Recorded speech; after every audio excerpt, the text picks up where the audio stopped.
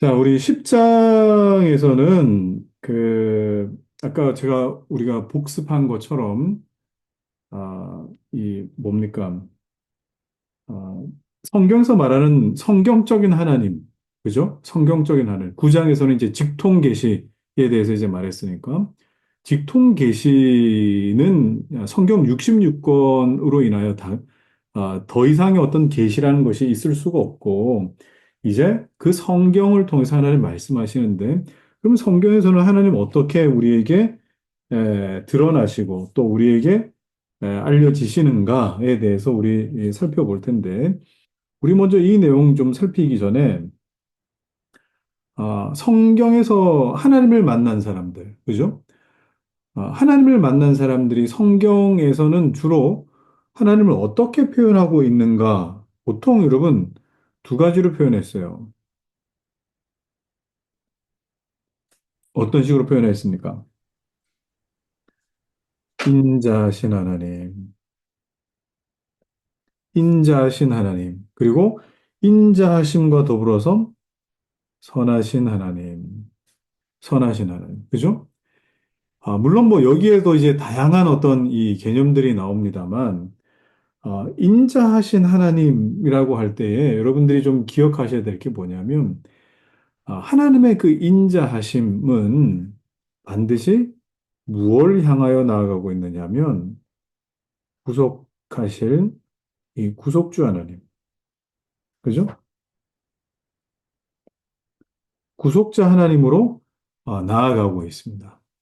자, 그리고 선하신 하나님, 하나님은 선하시다라고 할 때는 이게 어디를 향해 가고 있느냐면 이건 창조자 하나님, 창조주 하나님, 창조자 하나님. 자, 이건 나중에 여러분 이제 뒤에 본문에 가면은 다시 이게 그 풀 텍스트로 이게 쭉 정리가 되는데 제가 간단하게 개요만 이렇게 말씀드리는 겁니다. 자, 창조자 하나님으로 이렇게 나아가는데 이건 아버지, 아버지 되신 아버지 사랑. 이 아버지 사랑이 묻어 있는 단어가 바로 이 선하심이다라고 그렇게 할 수 있습니다. 그러니까 이 선하심 가운데에 사실 이 파생되는 어떤 개념이 자비하심이에요. 자비하심. 그분은 자비하시다.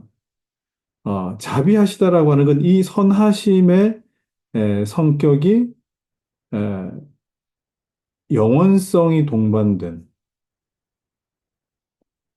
영원성이 동반된 어떤 이 모습이라 할 수 있을 것 같습니다. 자, 그러면 여러분, 우리가 나중에 2권에서도 살펴보겠지만, 우리가 죄의 용서를 받지 않습니까? 그러면 죄의 용서는 어디에 근거를 두고 있죠? 죄의 용서는? 죄의 용서는 우리가 회개했기 때문에 우리가 죄의 용서 받는다. 회개의 근거를 둔다. 이렇게 생각할 수 있겠지만, 아닙니다. 우리의 이 죄가 용서받는 것은 회개에 기반을 두는 것이 아니죠. 그냥 회개는 하나의 수단이 지나지 않는 것이고, 우리 죄를 용서해 주시는 그 근간이 뭐냐? 바로 이런 것입니다. 이런 거. 선하심, 자비하심, 하나님의 자비하심, 그죠? 이런 것에 근거를 두고 있기 때문에 우리의 죄가 용서받는 것이지 우리가 회개했기 때문에 용서받는다. 이렇게 여러분들이 이 생각하시면은 안 되겠다 하는 걸 먼저 좀 정리를 하고 이제 텍스트를 읽어보면 이게 이제 조금 더 구체적으로 나타날 겁니다. 자, 10장. 성경은 아, 모든 미신의 잘못됨을 바로잡기 위해 참되신 하나님을 말하고 있다. 그러니까 앞에 나오는 게 뭐였습니까? 직통계시, 그죠? 그런 것들, 하나님 앞에, 이 하나님에 대한 바른 이해를 가져야 될 것들에 대해 지금 설명해 주고 있는데, 한번 봅시다. 창조주 하나님에 관한 성경적 교리. 자, 창조주 하나님 나오죠. 그럼 창조주 하나님 하면은 뭐를 생각해야 된다고요? 여기서? 하나님 선하신 분이다라는 것에 대해 지금 이제 칼빈이 그 논지를 펼쳐 나갈 겁니다. 한번 그걸 한번 염두에 두고 한번 보십시오. 이제 하나님께서 자신의 성경 가운데서 보여주신 것과 앞에서 본 대로 자기 사역에서 자신을 묘사하신 것이 동일한지 아닌지를 생각해 본다는 것은 유익할 것이다. 그러나 여기서 나는 하나님께서 아브라함의 자손을 다른 민족들로부터 구별하신 그 특수한 언약에 대하여는 아직 언급하지 않겠다. 자, 여러분, 어, 아브라함의 자손들을 구별해 내시는 것. 이 언약은 하나님의 은혜 언약이죠. 은혜 언약. 요거는 이제 구속자 되신 그분에 대한 어떤 부분이기 때문에 아직 언급하지 않겠다는 거죠. 왜냐하면 여기 이제 그리스도를 언급해야 되기 때문에. 자, 왜냐하면 하나님께서는 원수였던 자들을 자녀의 반열에 아무런 공로 없이 받아들이셨을 때 벌써 자신을 구속주로 나타내셨기 때문이다. 그렇습니다. 구속주로 나타내는 부분이기 때문에 지금은 창조주 하나님에 대한 이 내용을 말해야 되는 시점이기 때문에 아직 그 이야기는 하지 않겠다라고 하는 겁니다. 자, 지금으로서는 천지의 창조주이신 하나님께서 신이 지으신 우주를 어떻게 통치하시는가 하는 것을 파악하는 것으로 충분하다. 실로 하나님의 부성적인 자비하심과 은혜 주시기를 좋아하는 그의 의지는 성경 어디를 보아도 반복적으로 칭송되고 있다. 자, 보십시오. 하나님께서 창조주이심을 드러낼 때에 칼빈이 간파하고 있는 하나님의 속성과 하나님의 그 기쁘심의 어떤 부분을 뭐로 보고 있습니까? 하나님의 부성적인 자비하심. 그죠? 그래서 우리가 앞서서 우리 살폈던 내용이 뭡니까? 창조자 하나님은 아버지의 사랑, 여기에 기인하고 있다. 이렇게 우리가 봤던 것이죠. 여기에서 뭐가 나온다고요? 자비하심이 나오는데 이것은 선하신 하나님의 영원성이 함께 곁들여진 어떤 모습이 된다 하는 것을 우리 좀 알 필요가 있습니다. 자, 그러면 이제 창조주 하나님의 이 성경에서 말하는 하나님 창조주 하나님이신데 그분은 부성적인 어떤 사랑, 이 부성적 자비하심이 우리에게 보여지시는 어떤 그런 모습이다 하는 거죠. 자, 2장 2항 보시면 실로 성경의 어떤 구절들은 하나님의 특성을 더 명백하게 묘사하여 마치 하나님의 참된 모습을 그림으로 그린 것처럼 우리에게 제시하고 있다. 신인 동형 동성론적 표현이라고 합니다. 자, 보십시오.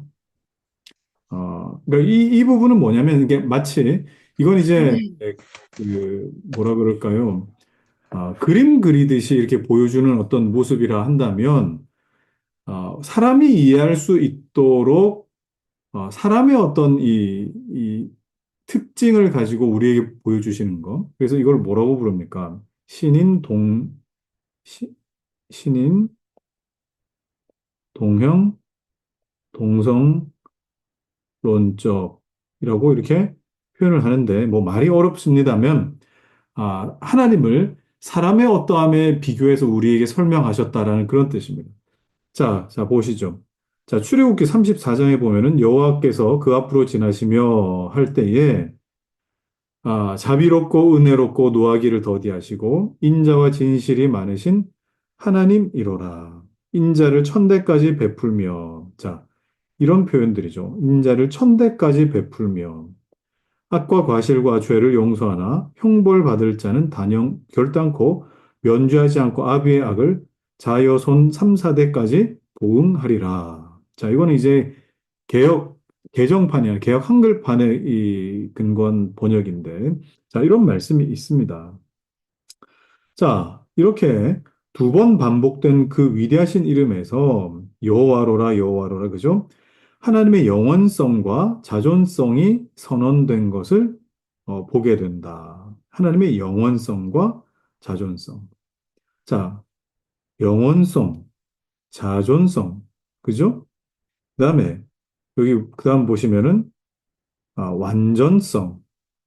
이 완전성에서 하나님 스스로 자신에 대해 어떤 분이신가 보다 우리에 대하여 어떤 분이신가 하는 것으로 나타나 있는데 그분은 어떻다고요? 노하기를 더디하시고 뭐 이런 어떤 이 성품으로 이게 쭉 표현되어 계시더라 하는 겁니다. 그러니까 우리에게 어떤 분이신가? 그러면 여러분, 우리가 제일 처음에도 하나님을 향한 두 지식을 나타낼 때에, 우리가 이해할 때에, 우리가 하나님을 안다라고 했을 때에는 항상 하나님을 알아갈 때에는 하나님 측면에서 하나님이 어떤 분이신가에 대해 우리가 알아야 되겠고, 또 한 가지는 인간 측면에서 하나님은 어떤 분이신가를 이해하는 이 두 가지 채널로 하나님을 입체적으로 우리가 아는 것에 힘을 써야지, 그냥 뭐 단편적으로 하나님을 알아간다. 이것은 어떻게 보면 한계가 있습니다. 한계가 있다. 그래서 이런 부분에서 여러분들이 좀 이 칼빈이 썼던 요런 부분들 있죠. 그죠? 어, 보십시오. 어, 더욱이 우리가 이미 본 대로 하늘과 땅에서 빛나고 있는 것과 똑같은 완전성이 여기서 열거되고 있음이 보이는데, 뭐 그것은 인자하심, 선하심, 자비로우심, 공의, 심판, 진리, 권세, 능력, 엘로힘 이런 이름에 포함되어서 하나님의 속성들과 이 자연 피조물에 묻어난 그 하나님의 속성으로 우리에게 하나님의 속성을 이해시켜 주려고 부단히도 애를 쓰시며 그리고 또 나타내 보이신다. 자, 그러면 우리는 하나님을 이해할 때에 그냥 막연하게 하나님은 어떤 분이시다라기보다는 우리가 우리가 이해할 수 있는 측면에서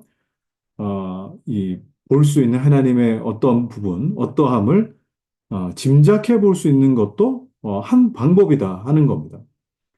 자, 계속 보시죠.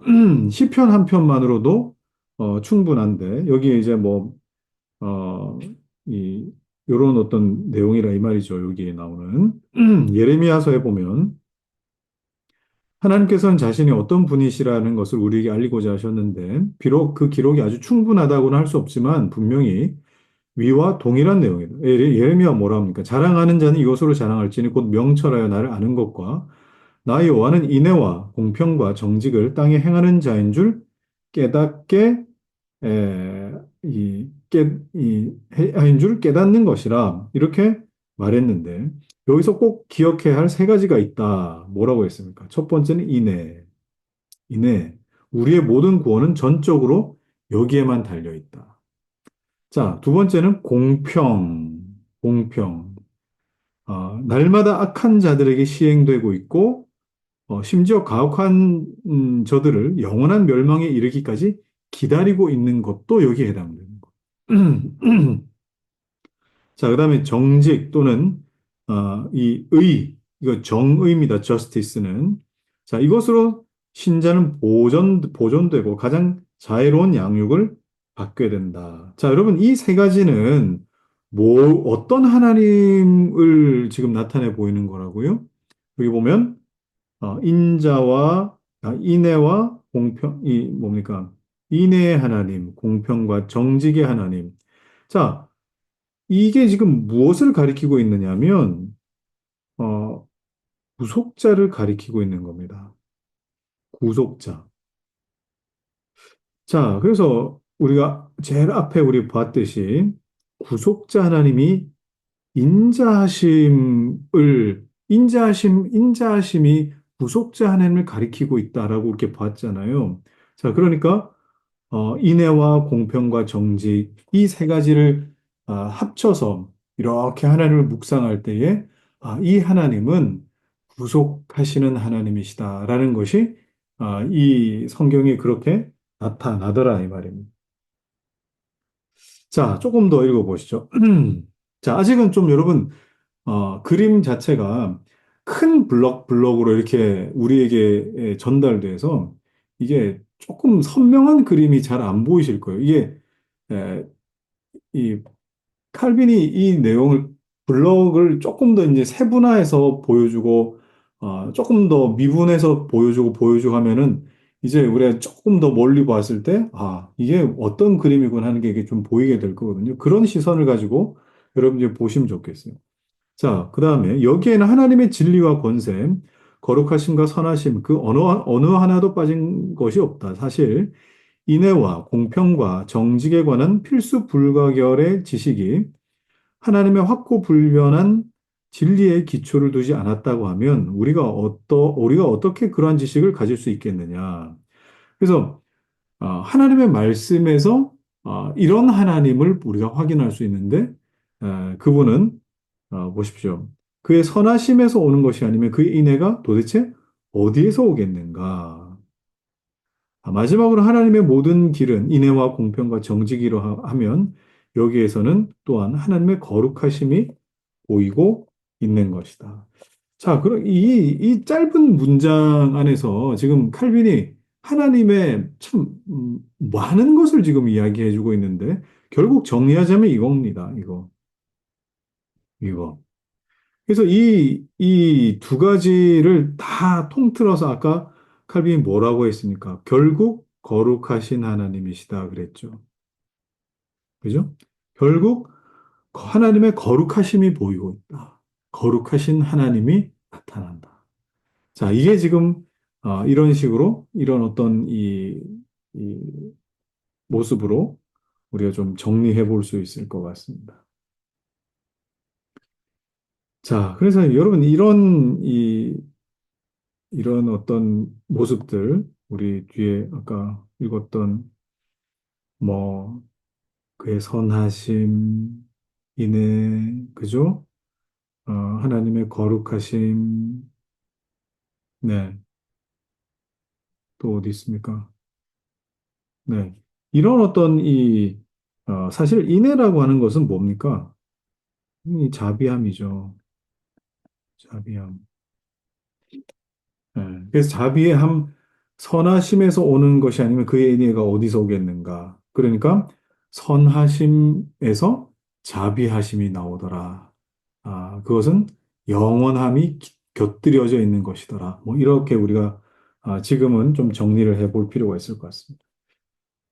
자, 그러나 여기서 나는 일반적인 교리를 요약하고자 하는 실로 첫째, 우리를 참되게 하나님께로 인도하기 위해 성경은 이교도의 모든 신들을 명백히 배척하며 거부하고 있음을 독자는 우선적으로 주의하기 바란다.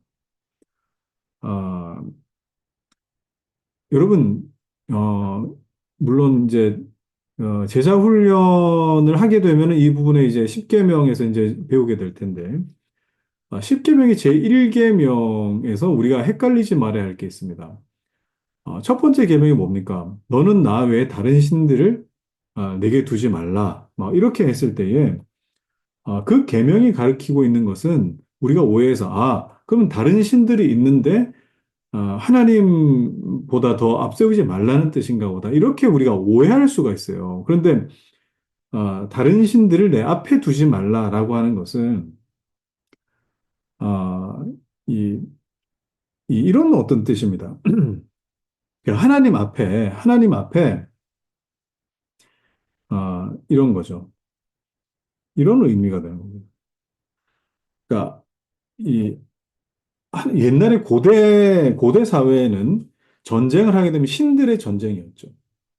신들의 전쟁이었는데 한쪽 편이 승리하게 되면은 어, 그 나라에 가가지고 뭐를 다 털어옵니까? 물론 뭐 많은 뭐 재물도 털어오겠지만 그 신전에 가가지고 그 성물들, 신전에 있는 모든 이 물건들을 다 가져와가지고 자기네 신전, 자기네 성전에 가서 그 앞에 가지고 온 그 신전에서 약탈을 해온 그 물건들을 이렇게 진열해 놓습니다. 이렇게.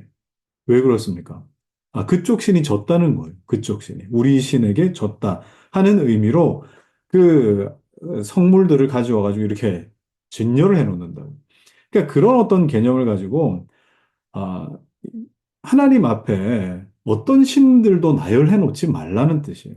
그 말은 하나님 이외에 다른 신들을 인정하지 않는 다른 신은 없다라는 그런 의미이거든요. 그래서 여기에도 지금 그 십계명 첫 번째 계명에 대한 어떤 내용이 나오는 것이죠. 자, 그래서 이교도의 모든 신들을 명백히 배척한다. 자, 왜냐하면 거의 모든 시대를 통하여 종교는 일반적으로 부패하였기 때문이다. 실로 유일신 하나님의 존칭은 어디서나 알려졌으며 또한 존경받는 것이 사실이다. 왜냐하면 많은 신들을 숭배하는 자들까지도 본래 진정한 감정으로 말할 때에는 마치 유일신으로 만족이나 하는 듯 하나님의 이름을 단수로 사용하였기 때문이다. 자, 그래서 여러분, 이 하나님이라고 하는 이것이 영어에서는 그냥 신이지 않습니까? God. 그죠? God. 그러니까 우리나라에서는 이 하나님을 신이라고 부르지 않고 하나님이라고 이렇게 부릅니다. 그런데 서양에서는 그 하나님이라고 하는 어떤 이 단어가 마치 다른 어떤 신들과 동일하게 어떻게 불리기 때문에 이렇게 다른 어떤 다른 신들을 숭배하는 자들도 진정한 감정으로 말할 때는 유일신처럼 하나님이라고 이렇게 부르는 그런 어떤 모습도 볼 수 있다라고 하는 거예요. 예, 그런 뜻입니다. 자, 그러나 인간은 그들 자신의 허망한 생각에 의해 한결같이 거짓된 허구에 끌려들었거나 또는 빠져 들어감으로써 그 지각이 모두 사라지게 되었기 때문에 자, 여러분 이 3장은 3항은 지금 이 앞의 내용에 대한 그 복습과 같은 겁니다. 자, 들어가면서 되었기 때문에 그들이 천성적으로 유일하신 하나님에 대해 지각하던 것은 다만 그들을 핑계할 수 없도록 만드는 것 외에 아무런 가치도 없게 되었다. 자, 이게 뭐 어떻게 보면은 2장에 나오는 어떤 내용이겠죠. 2장에. 왜냐하면 그들 중 가장 지혜로운 사람까지 어떤 종류의 신들이 그들 중에 임재하기를 열망하고 기도 시에 불확실한 신들에게 도움을 구함으로써 자, 불확실한 신들에게 도움을 구한다. 분명히 하나님에 대한 인식이 있는데 미신을 찾는다. 이건 여러분 3장과 4장에 대한 내용이겠죠. 자, 이외에도 그들이 하나님의 여러 특성으로 상상하면서 주피터, 머큐리, 비너스, 미네르바 및 그 외 여러 신들에 대한 상상은 비록 교양 없는 민중들의 그것처럼 불합리한 것은 아니라 해도 그들 역시 사탄의 속임수에서 벗어난 것이 아니다. 자, 이것도 어떻게 보면 사장에 대한 내용일 수 있겠습니다. 자, 이렇게 이제, 뭐, 사실 간단한 내용인데 그렇게 복잡하진 않은데 성경에서는 하나님 이렇게 말하고 또, 성경을 떠난 사람은 하나님을 이렇게 또 이해하더라 하는 어떤 2장의 복습이죠. 뭐 그런 것들, 3장의 복습, 4장의 복습적인 내용들이 10장에 다시 나오게 됩니다. 자, 오늘 우리가 좀 이제 힘 써야 되는 거는 이제 11장인데 한번 빠르게 한번 진행해 봅시다. 자, 11장이 뭡니까? 11장, 우상 숭배에 관한 거예요. 하나님은 그 어떤 것도 우상으로 만들지 말아라. 형상 만들지 말고, 그림 그리지 말고, 조각 새기지 말고. 이런 부분에 대해서 하나님 굉장히 싫어하셨기 때문에, 이것을 우리가 어떻게 이해하면 좋고, 그리고 또 어떤 오류를 겪어왔는지, 그 내용이 이제 쭉 나옵니다. 자, 그러나 성경은 인간의 거칠고 우둔한 지성을 감안하여 보통 대중적인 방법으로 말하기 때문에, 자, 보세요. 성경이 말하고 있는 방식이 사람의 어떤 언어를 쓰기 때문에 그것이 때로는 거칠게 나타나기도 한다, 이 말입니다. 그래서 여러분, 성경에서 말하는 이제 뭐 2장 가면 제가 이거 굉장히 많이 얘기할 텐데, 성경에 나오는 이 말씀이라고 나타나는 것은 세 종류로 나타납니다. 자, 하나는 뭐냐? 하나는 어, 세르모넴이라고 불리는 말씀이 있습니다. 세르모넴 뭐냐? 예수 그리스도. 말씀이 육신이 되어라고 할 때 그 내용. 그래서 이건 뭡니까? 일종의 로고스가 되는 것이겠죠. 어, 말씀의 본질이신 예수 그리스도. 예. 이게 세르모넴이라고 하는 것이고 이것도 말씀이라고 번역됩니다. 또 하나는 뭐냐? 보챔. 자, 이건 여러분 들리는 소리, 들리는 말씀. 그러니까 어떻게 보면 뭐 광야에 외치는 자의 소리가 있어 가로되. 자, 이 어떤 외치는 자의 소리라고 할 때에 보챔이라고 씁니다. 자, 그리고 또 중요한 게 뭐냐? 어, 베르붐이라고 하는 거. 자, 이거는 어, 말씀 선포를 말합니다. 말씀 선포. 그러니까 하나님께서 누군가를 통하여, 매개를 통하여 하나님께서 말씀 선포하게끔 하시는 거. 설교, 이게 베르붐이죠. 그래서 여러분 동사할 때 여러분 이게 뭡니까? verb가 영어로 동사라는 뜻이잖아요. 동사. 자, 그러면은 말씀 선포가 뭡니까? 말씀 선포는 원래는 세르모넴이신 분이 보이스를 통하여 드러나셨다. 이렇게 되는. 아시겠어요? 자, 말씀은 이런 식으로 우리에게 나타납니다. 말씀의 본질이신 예수 그리스도가 소리를 통하여 우리에게 드러나신 말씀이라는 말씀 선포, 드러난 말씀이라는 거, 드러난 말씀. 그래서 하나님의 말씀은 이 살아있고 활력이 있다. 베르붐이죠. 베르붐, 움직이는 말씀. 자, 그런데 성경은 인간의 거칠고 우둔한 지성을 감안해서 대중적인 방법으로 말했다. 보챔이나 베르붐을 통해서 우리에게 전달됐다 이 말이에요. 자, 그래서 참되신 하나님과 거짓 신들을 구별하고자 할 때 특별히 하나님을 우상과 대조시키고 있다. 자, 사람의 어떤 언어에 있기 때문에 하나님을 드러낼 때는 이 우상과 대조하면서 하나님을 표현해 내려고 사람의 언어로 부단히 애를 썼다 이 말이죠.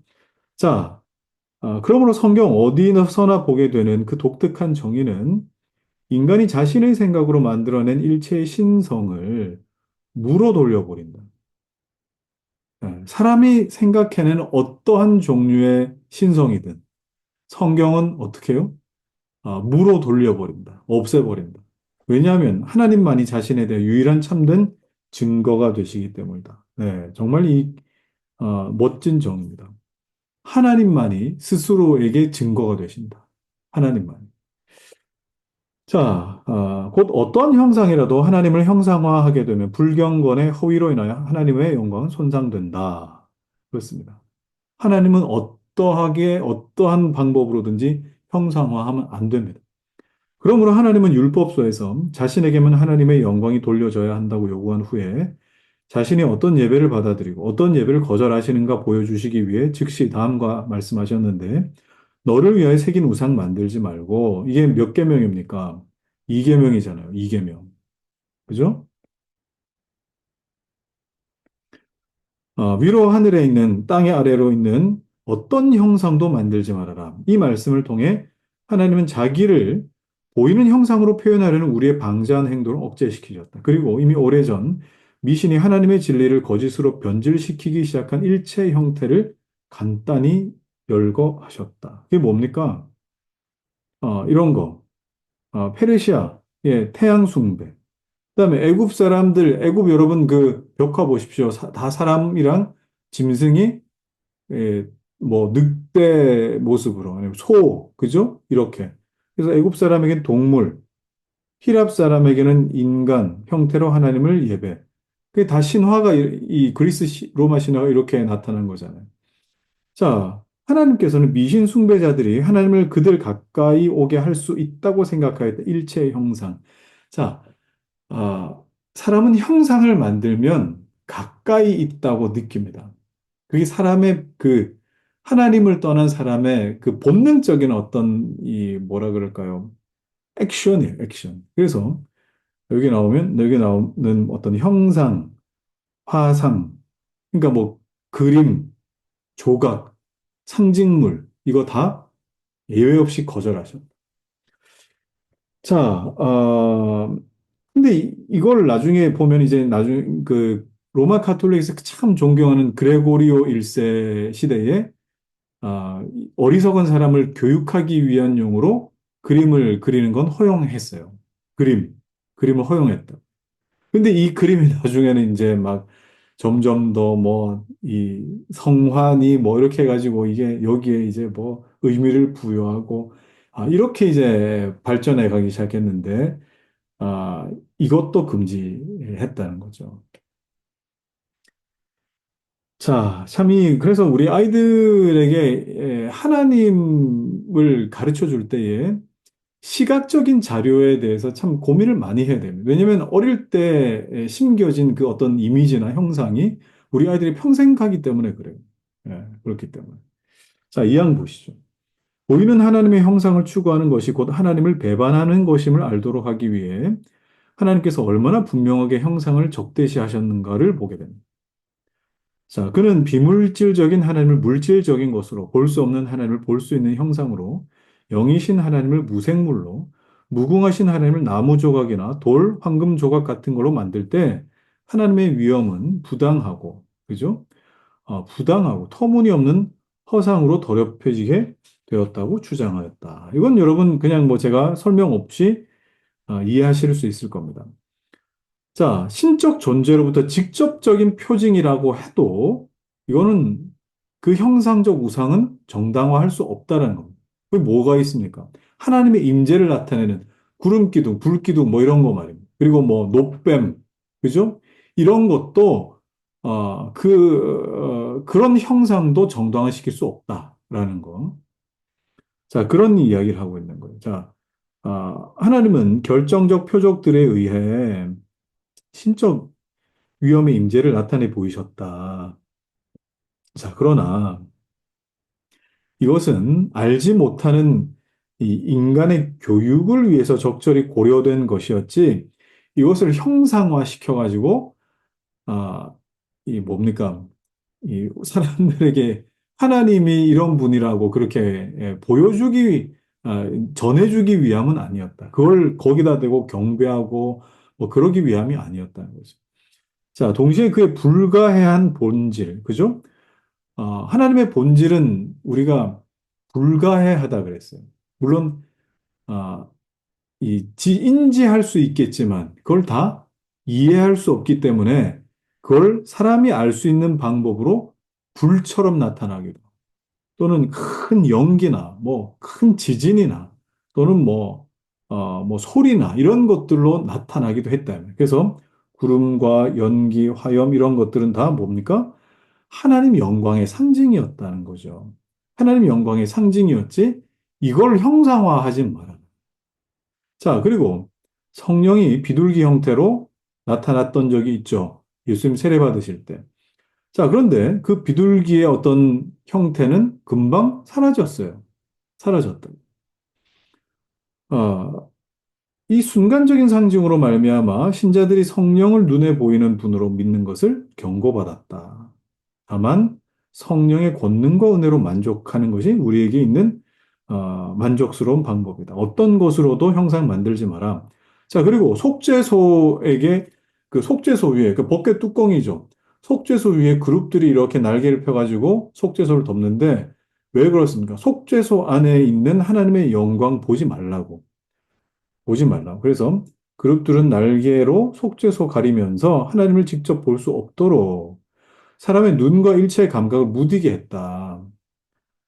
여러분, 이 부분을 잘 들으십시오. 하나님은 의도적으로 사람의 감각을 무디게끔도 하시는 분이세요. 그런데 우리는 그 호기심과 그 감각적인 것에 굉장히 반응을 잘해서 이제 나중에도 나오겠지만 일부러라도 이 감각을 하나님의 임재를 어, 드러내려고 지금도 애를 많이 쓰고 있죠.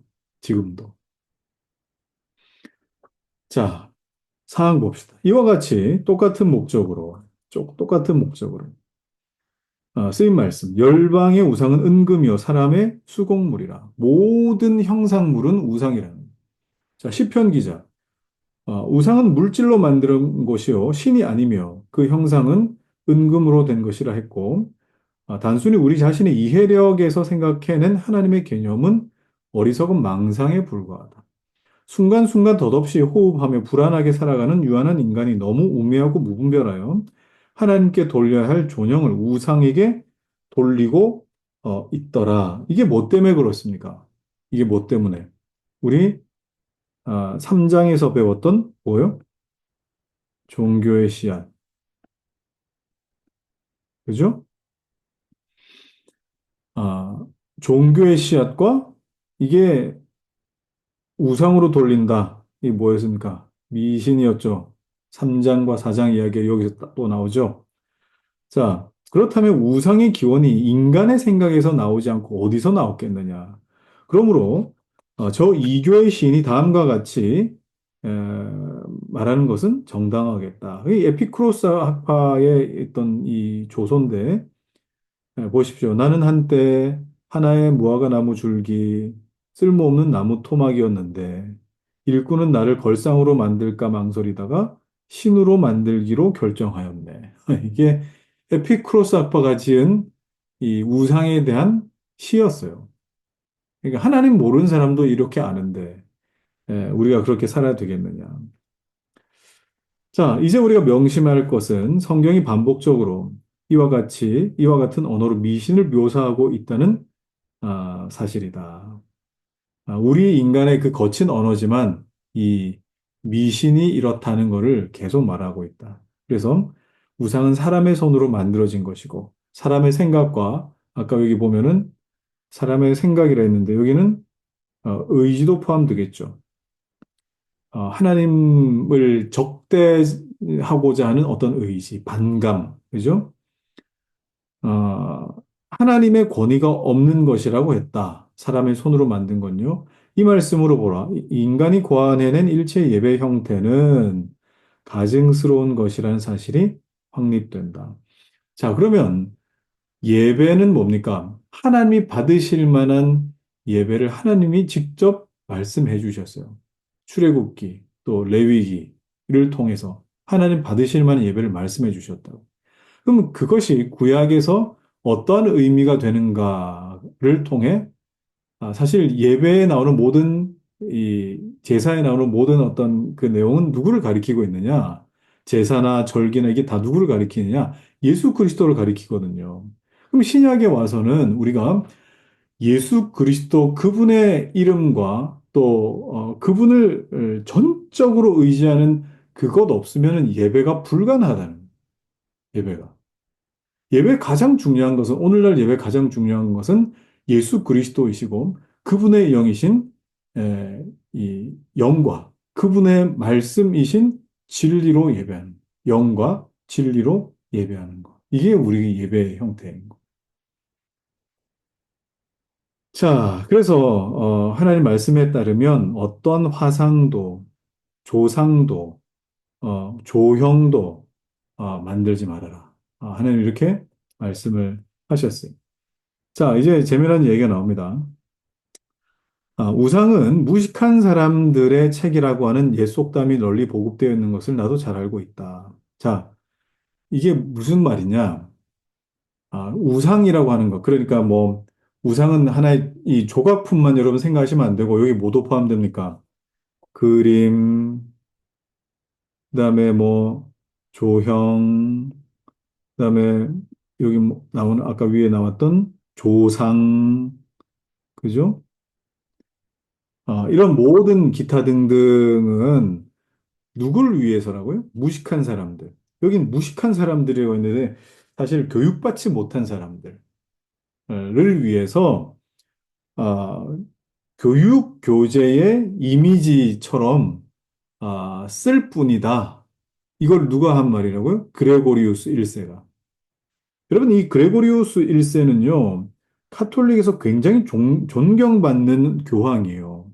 이 사람은. 그래서 이,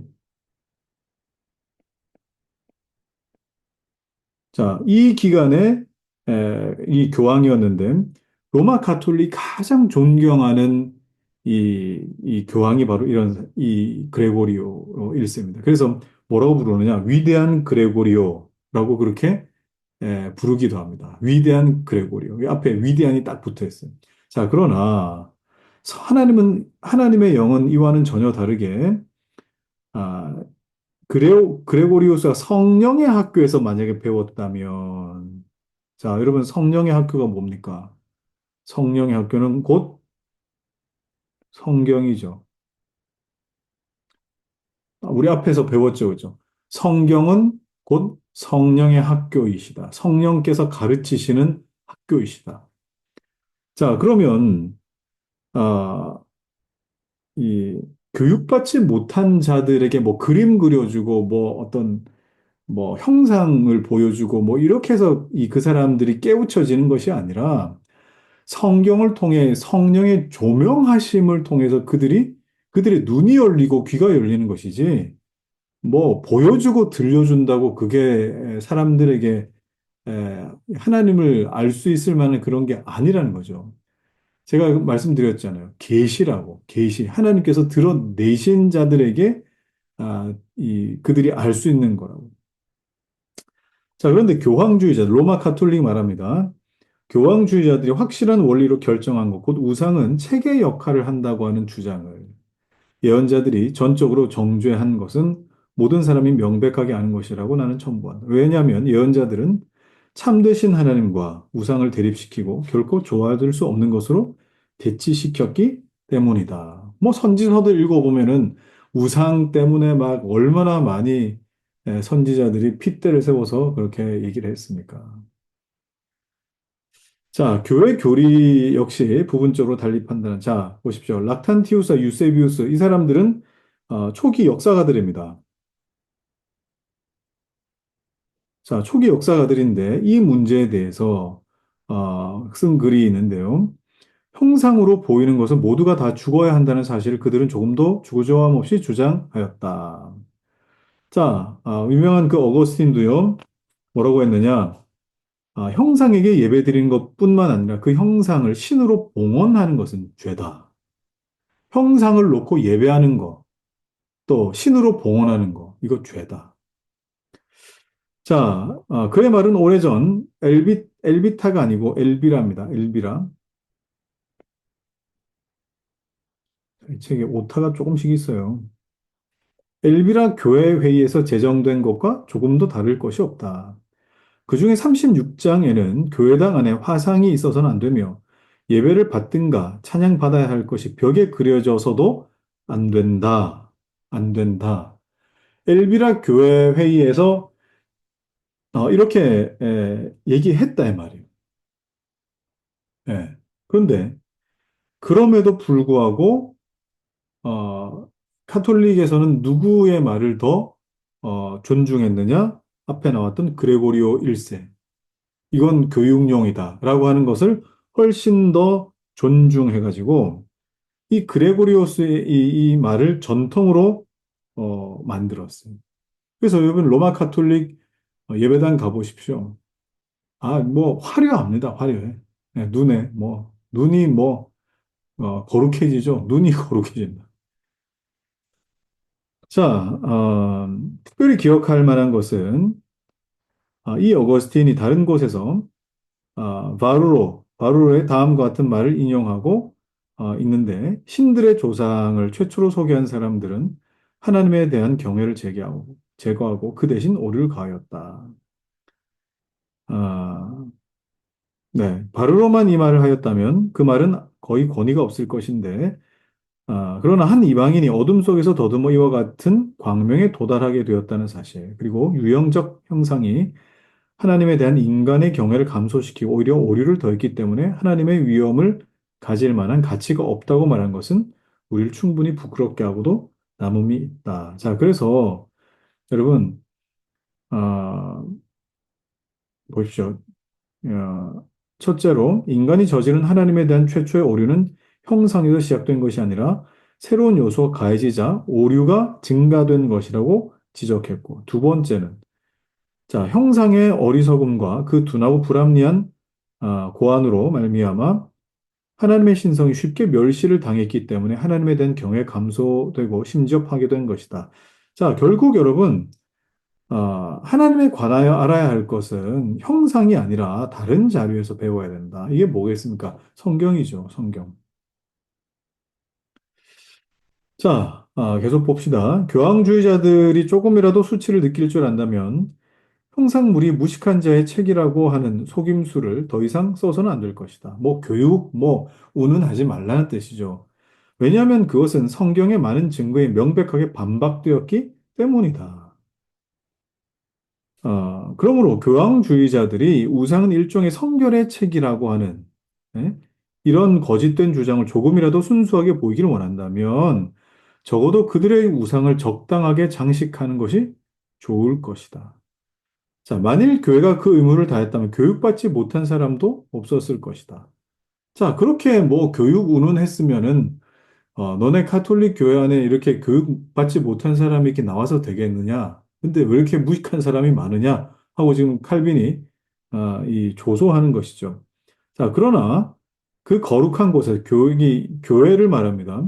신자들을 가르칠 방법이 아니라고 우리는 또한 답변할 것인데 하나님은 이런 쓰레기 같은 것과는 전적으로 다른 교리를 거기서 배우기를 원하시는데 하나님께서는 여기서 말씀 선포와 성례전. 자, 교회의 중요한 특징이 여기 나오죠. 참된 교회의 중요한 특징이 뭡니까? 말씀 선포와 올바른 성례 집행. 그래서 교회에서 가시적인 하나님의 은혜로 나타낸 것이 뭡니까? 성례죠. 가시적인 하나님의 은혜는 이게 유일합니다. 어떤 형상이라든지 이게 아니라. 성례는 뭡니까? 성찬과 세례. 이걸 통해서 모든 사람에게 하나님의 은혜를 충분히 보이게끔 예수께서 친히 보여주셨다. 자, 그러나, 우상을 생각하면서 시선을 사방으로 두리번거리는 자들은 이 교리에 대해 마음의 주의를 성실히 기울이지 않는다. 아, 자, 여기 말씀 선포 뭐겠습니까? 아까 우리 앞에 나왔던 베르붐, 그죠? 그리고 성례. 자, 이것이 여러분 교회 안에서 하나님의 은혜를 선명하게 받을 수 있는, 하나님을 알아갈 수 있는 정말 귀중한 방법인데, 이것이 아니라 뭐 십자가 붙들고 뭐 기도하고, 그죠? 십자가 앞에 다 모이라 그러고, 뭐 형상 만들고, 예? 예수님 사진 걸어놓고, 뭐, 그 예수님 사진인지 그게 뭐 누군지 모르겠는데, 그 미남 사진 딱 걸어놓고 예수님, 그렇게 하지 말라는 겁니다. 그렇게. 자, 그런 의미에서 보면은 여러분, 이, 모르겠어요. 이 교회 바깥에 에, 종탑 이렇게 해가지고 십자가 위에 이렇게 걸어 놓는 거. 그것도 사실, 이 초대 교회 안에서 그렇게 했었던 적이 있었던가. 교회라고 이렇게 표시해 놓고 이 교회다 이렇게 했던 적은 없었습니다. 예. 그렇게 따져보면은 우리 교회는 정말 아무것도 없네요. 그러고 보니까. 자, 계속 읽어보죠. 그리스도께서 우리의 받을 저주를 대신하 십자가에 죽으시고 또 죄를 속하시고 보혈로 깨끗하게 하시고 성부 하나님과 화목케 하셨다는 것을 진실하게 배웠다면 무슨 목적으로 이렇게 그렇게 많은 십자가를 교회 도처에 이렇게 세우고 있느냐? 어, 성당은 여러분 딱 가면 처음부터 그냥 십자가 딱 있지 않습니까? 가는 곳곳마다 십자가. 이 한 가지 교리만으로도 나무와 돌로 만든 1,000개의 십자가상에서보다 더 많은 것을 배울 수 있을 것이다. 그들의 마음과 눈을 더 집착하게 만드는 것이 우상이다. 하는 것. 자, 그러면 우상에 왜 이렇게 집착할까, 우리가? 우리가 왜 그렇게 집착할까요? 그 이야기가 나옵니다. 인간의 욕구가 원래 그렇다. 우상을 처음으로 창시한 자들, 죽은 자를 존경하기 위함이었다. 그죠? 근데 죽은 자를 기념하기 위해 그들을 미신적으로 예배하기 시작했다. 자, 모세가 쓴 이 창세기 기록에는 라헬이 드라빔을 훔쳤다 그러죠. 그죠? 우상 사용하는 일을 흔히 있는 죄악으로 이렇게 기록하기도 했다. 이 사실에서 우리는 인간 본성을 말하자면 우상을 만들어내는 공장이다. 참, 아, 보십시오. 칼빈은 우리 인간 본성은 우상을 만들어내는 공장이다. 이렇게 정의를 했습니다. 그래서 뭐 많잖아요. 사실 뭐 연말 되면 말씀 뽑기, 그죠? 말씀 뽑기. 그다음에 뭐 차에 뭐 걸어 놓는 뭐 그런 거 다니엘 이렇게 오늘도 무사해가지고 이렇게 손 모아가지고 있는 그런 거, 그다음에 그 어린 애기가 이렇게 손 모아가지고 기도하는 그 다니엘이거든요. 그렇게 기도하는 아주 저 사무엘, 다니엘 뭐 이런 어떤 거. 그러면 이게 다 뭡니까? 우상들이죠, 우상들. 그러면 뭐 이 십자가가 정말 멋지다고 해가지고 뭐 어디 자동차에 걸어놓고 뭐 십자가, 여러분 십자가가 뭐가 그렇게 멋집니까?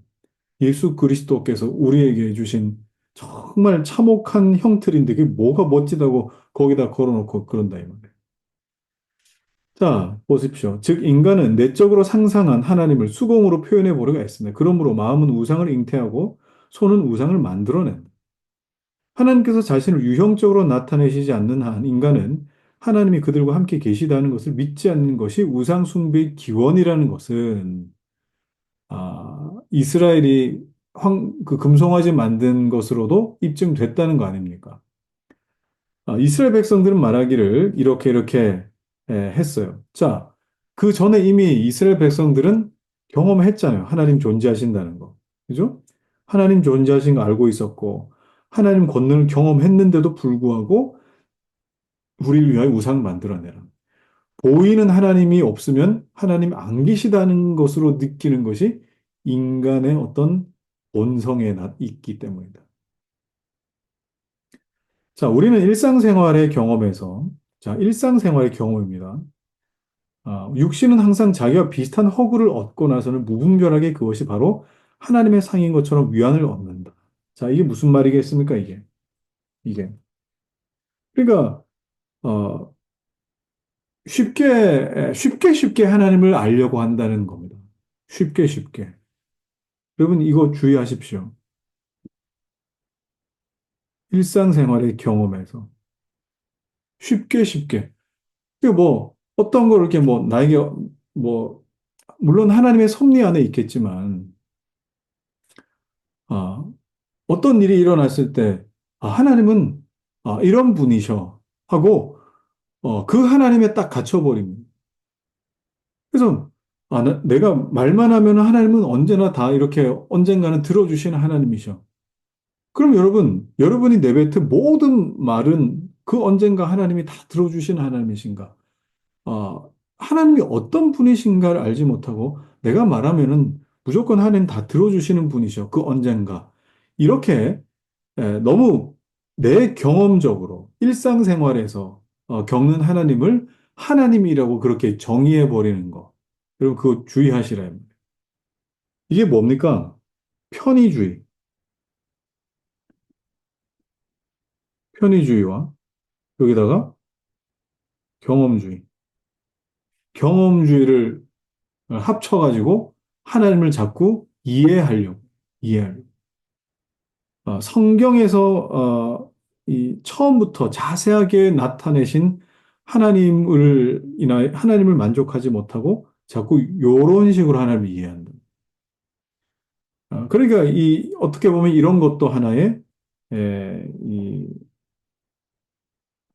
어떻게 보면 우상이라고까지는 뭐 표현하기는 좀 그렇겠지만 우상의 파생된 어떤 개념 아니겠습니까?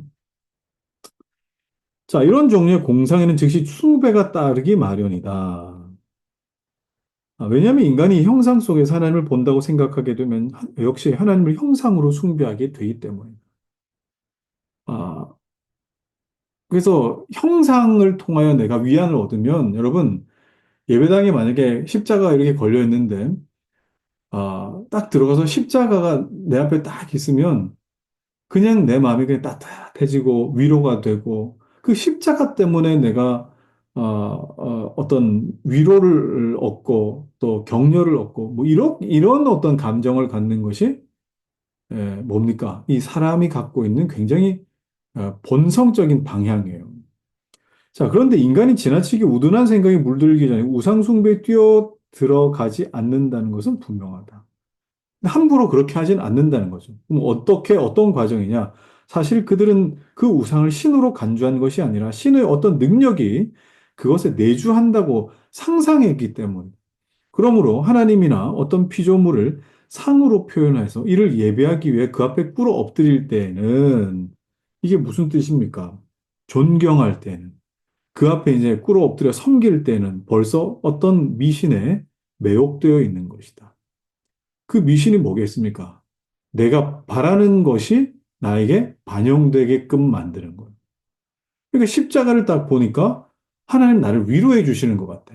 왜냐하면 어떤 마음으로 가기 때문에. 위로해 주시는 하나님을 바라면서 갔는데 십자가 보니까 위로해요. 그러면 다음에 갈 때도 십자가 보면 위로해요. 계속 그 십자가는 나에게 위로가 되는 거예요. 자, 이러한 이유 때문에 하나님께서는 자신을 표현하기 위해 조상을 만들어 세우는 일과 예배로 유도할 만한 비문, 석비, 어떤 봉헌도 금하셨다.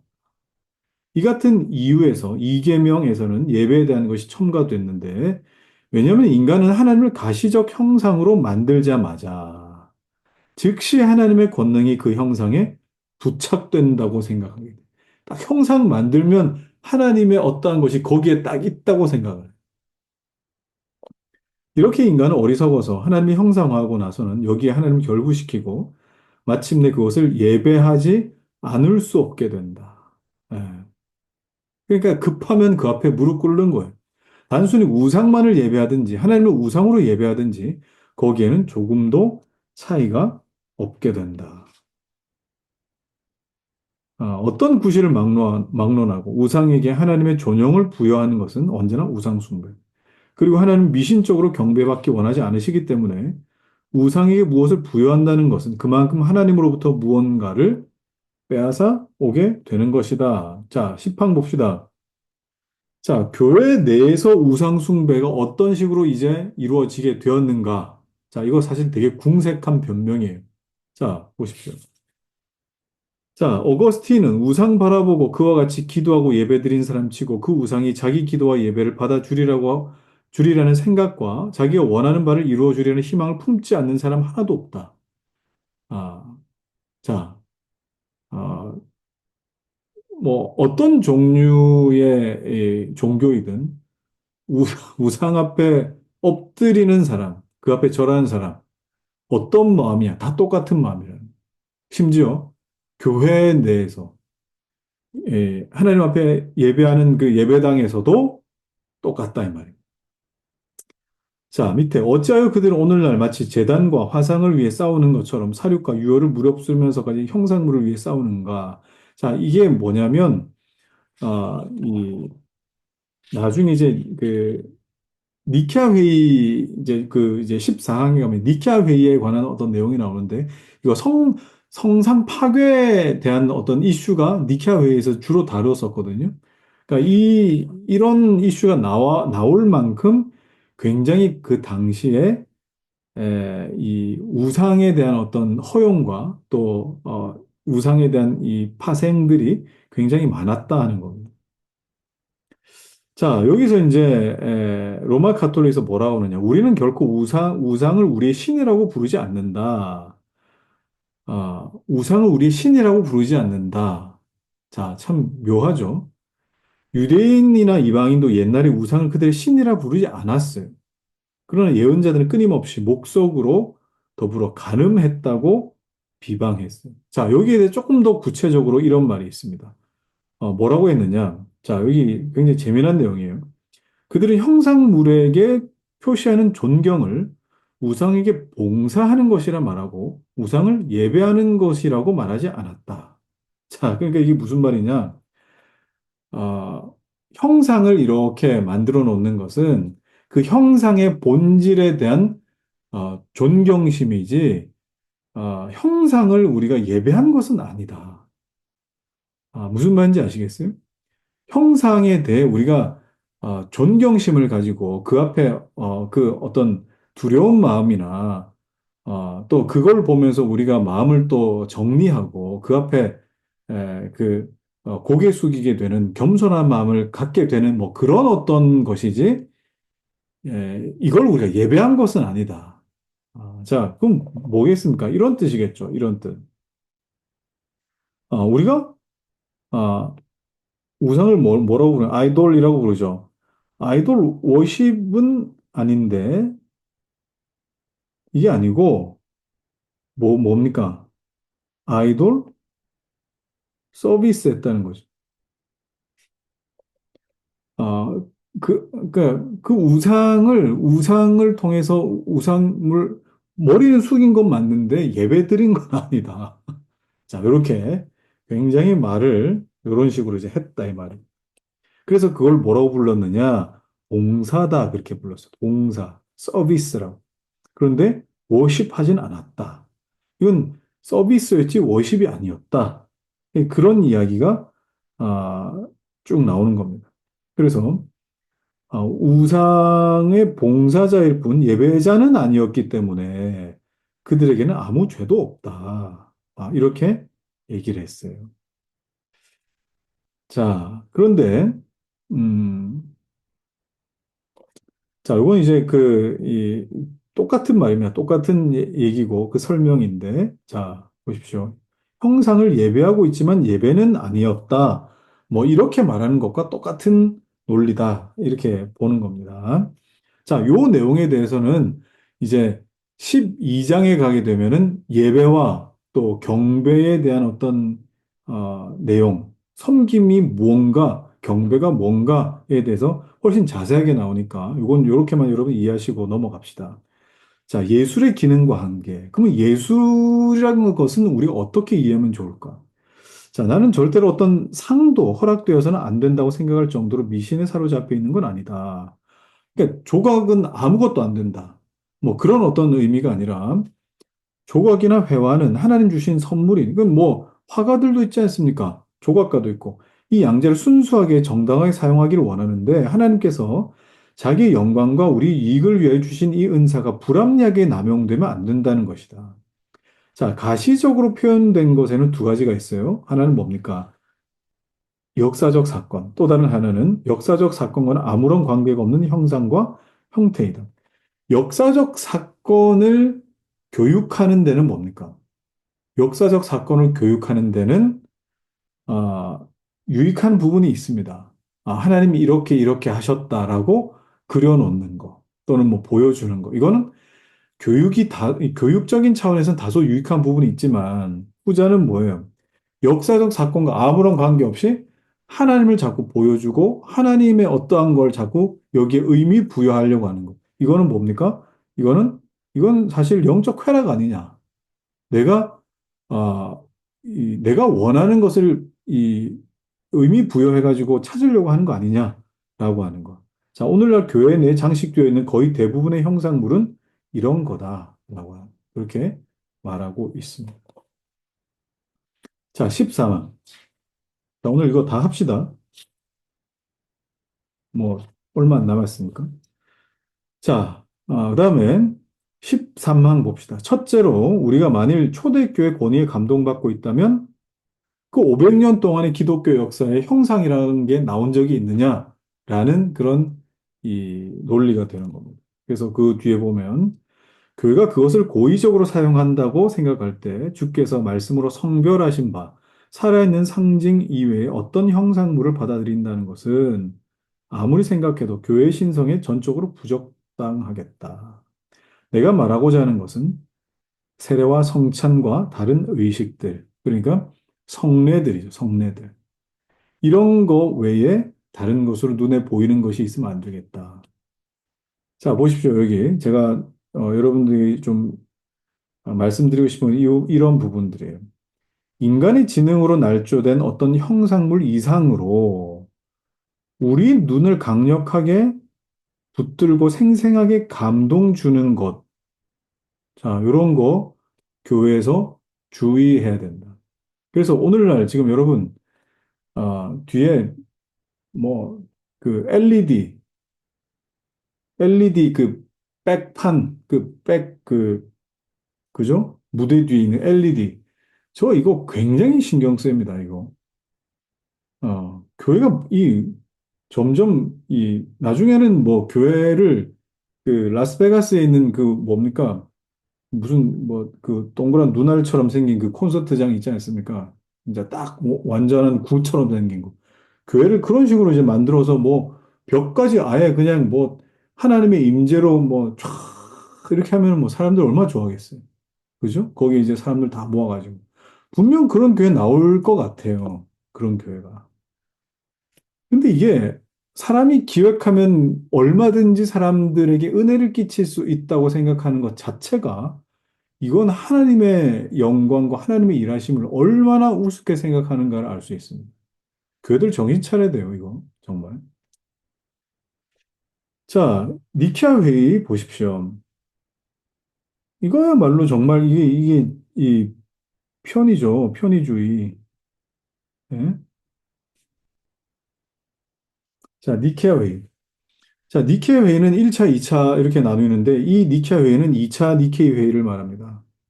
자, 1차 때는 이 컨스탄틴 대제가 소집해가지고 이런저런 성상 파괴 논쟁 뭐 이런 이슈들이 있었던 그런 때를 말하고 2차 때는 보십시오. 이레네 황후의 명령과 후원하에 800년 전에 787년이죠. 자, 개최된 회의에서 교회당 내에 형상 설치, 에, 이 성상 설치에 대해 이걸 결정해 버렸어요. 그래서 이 부분에 대해서 얼마나 이 논쟁이 많았는지 몰라요. 자, 그렇게 여러분들이 아시고, 자, 15. 그들은 예배에 대해 논할 때 반드시 야곱이 왕을 축복했다. 자, 뭐 지팡이 머리에 의지해서 경배했다. 그다음에 야곱이 세운 돌비 뭐 이런 거. 자, 이런 게 뭐 우상이었다 이렇게 말하기도 하는데 그건 성경 해석 잘못했다라는 거죠. 자, 마지막. 아모리 감독 데오도시우스가 형상 예배 싫어하는 사람들에게 파문을 선언했어. 어떤 일이 히랍과 동방 나라가 당한 일체 죄는 형상 예배하지 않은 죄라고 이렇게 말하기도 했습니다. 자, 이 정도로 이제 교회가 타락했었는데, 여러분 이제 우리가 다음 시간에 눈여겨봐야 할 두 단어가 있습니다. 뭐냐? 라트리아와 둘리아라고 하는 겁니다. 둘리아는 아까 뭐였습니까? 우리가, 아, 이 어떤 상이나 그런 것에 대해 봉사의 개념. 그러니까 뭐 존경심을 표한다거나 또 이런 어떤 개념이지, 그건 예배가 아니었다라고 하는 그런 개념인데, 이것은 무슨 말장난이냐, 이렇게 지금 보는 건데, 이 부분에 대해 12장에서는 자, 그러면 경배가 뭐냐? 그리고 예배가 뭐냐 하는 것을 12장에서 이제 서술하게 되는 것입니다. 자, 우리 기도하고 마치겠습니다. 하나님 아버지, 오늘날에도 하나님 기뻐하지 않는 어떤 형상과 눈에 보이는 어떠함으로 주의 몸된 교회와 하나님의 영광을 가린 일이 있지는 않은지 우리의 모습을 또 돌아보게 됩니다. 하나님, 주님 말씀하신 그것을 바르게 지킬 수 있도록 도우시고 우리 안에 오직 하나님으로 말미암아 그리고 또 기록된 성경으로 말미암아 하나님을 아는 기쁨이 충만케 하여 주옵소서. 남은 한 주도 주님 안에 평안하기를 간절히 소망하고 예수 그리스도의 이름으로 기도하옵나이다. 아멘.